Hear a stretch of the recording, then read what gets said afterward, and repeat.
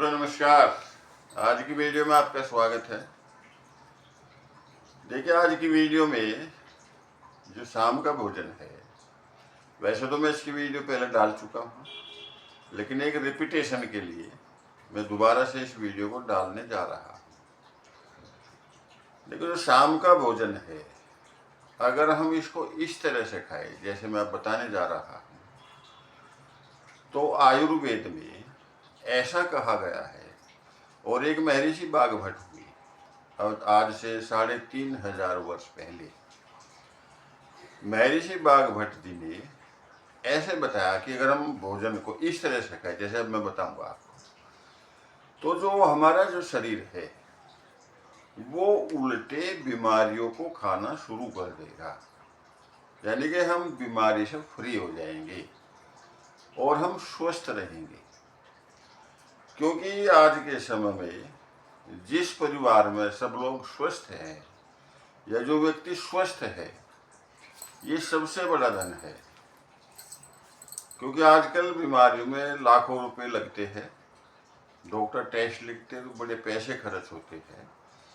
इसलिए हमें स्वास्थ्य की तरफ ध्यान देना चाहिए और कि इसमें हमें ज़्यादा मेहनत नहीं करनी, केवल हमें अपने भोजन का, अपने खाने का समय बदलना है। तो जो शाम का भोजन हम करते हैं, वो भोजन हमें सूर्य छिपने से पहले, और महर्षि बाघभट्ट जी ने तो बताया कि वो भोजन हमें सूर्य छिपने से 1 घंटा पहले कर लेना चाहिए।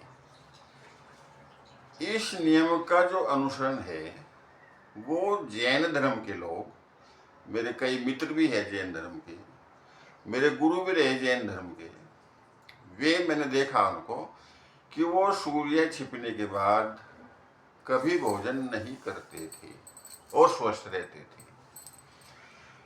तो सूर्य छिपने से पहले इसका एक साइंटिफिक रीजन भी समझाया गया है, वैज्ञानिक तरीके से भी इसको समझाया गया है, आध्यात्मिक तरीके से भी इसको समझाया गया है। देखिए, जैसे हम दीपक जलता है, जब दीपक में हम तीली लगाते हैं, माचिस से की तीली जलाते हैं, और जो बत्ती वो जलती है तो वो बड़ी तेजी से, उसकी लो तेज होती है। इसी तरह से जब दीपक बुझने को होता है तो उस समय भी उसकी जो लो है वो बड़ी तेज होती है। ऐसे जो सूर्य है और जो हमारी नाभि है, अमावस्या है, उसका संबंध सूर्य से है, या दीपक की लो से कहिए, दीपक की लो से है। तो जब सूर्य छिपने वाला होता है उससे 1 घंटा पहले हमारा जो अमावस्या है, जो पेट है, उसमें जो अग्नि है, और विज्ञान की भाषा में जो एसिड, वो जो HCl है, हाइड्रोक्लोरिक एसिड अम्ल जो होता है, वो अधिक मात्रा में होता है, बढ़ा हुआ होता है। अगर हम उस समय में भोजन करते हैं तो वो भोजन हमारा जो शरीर है, जो अमाशय है, उसको बहुत अच्छे तरीके से डाइजेस्ट करेगा। और जब भोजन डाइजेस्ट हो जाता है तो उससे जो हमारे शरीर को मिलने वाले आवश्यक तत्व है वो भरपूर मात्रा में मिलते हैं। इसलिए इसका कारण है कि हमें भोजन सूर्य छिपने से पहले कर लेना चाहिए। आज के समय में जो बीमारियों का जो कारण है, उसके पीछे एक बड़ा कारण यह भी है कि हम शाम का जो भोजन है वो बहुत लेट करते हैं। तो इस आदत को हमें छोड़ना चाहिए। और फिर लेट तो करते ही है, लेट भोजन करने के बाद फिर हम टहलते नहीं है, घूमते फिरते नहीं है। यानी कि भोजन खाया शाम का हमने, रात को आप जान तो देखते हो 9-10 बजे, 11 भी बजा देते हैं कुछ लोग, तो उस समय हम भोजन करते और सीधे लेट जाते हैं। यानी कि उस भोजन को डाइजेशन का समय नहीं मिल पाता, वो पेट में ऐसे ही पड़ा रहता है, सड़ता है, वो पूरी रात डाइजेस्ट नहीं होता, सड़ता है। और उस सड़ने से गैस निकलती है, और वो गैस गंदी गैस होती है, अच्छी नहीं होती। वो हमारे ब्लड में, हमारे नसों में मिक्स हो जाती है, मिल जाती है।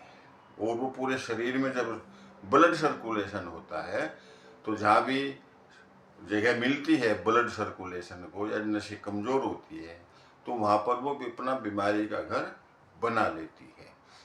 ये भी एक कारण है हमारी बीमारियों का हम जो बीमार होते हैं इसके पीछे बड़ा कारण ये भी है। तो शाम को जो भोजन है इसका आप ध्यान रखें, जल्दी खाएं, सूर्य छिपने से पहले खाएं। और अगर देर रात आप मान लो 10 बजे तक जागते हो तो 4-5 घंटे का समय हो जाता है, आपको फिर भूख लगने लगती है, तो उस समय आपको सॉलिड कुछ नहीं खाना चाहिए। उस समय महर्षि वाघभट्ट जी ने आज से 3500 वर्ष पहले बताया है कि हमें दूध पीना चाहिए, और वो दूध भी गुड़ के साथ, और गुड़ कैसा हो, बिना मसाले का हो। उस गुड़ के साथ और दूध, ये आज के समय में बड़ी भारी प्रॉब्लम है कि शुद्ध दूध मिलना बड़ा मुश्किल होता है।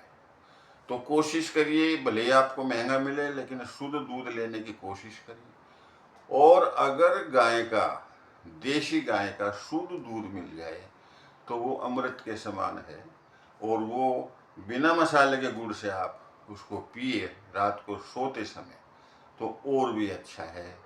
तो अगर आप इतना अनुसरण करते हैं तो मैं दावे के साथ कह सकता हूँ कि जो आपका जो शरीर है वो बीमारियों को खाना शुरू कर देगा, आप स्वस्थ रहेंगे। तो मेरे मित्रों, आप सब कुशल रहे, खुश रहे, आपका पूरा परिवार प्रसन्न रहे। नमस्कार, जय हिंद।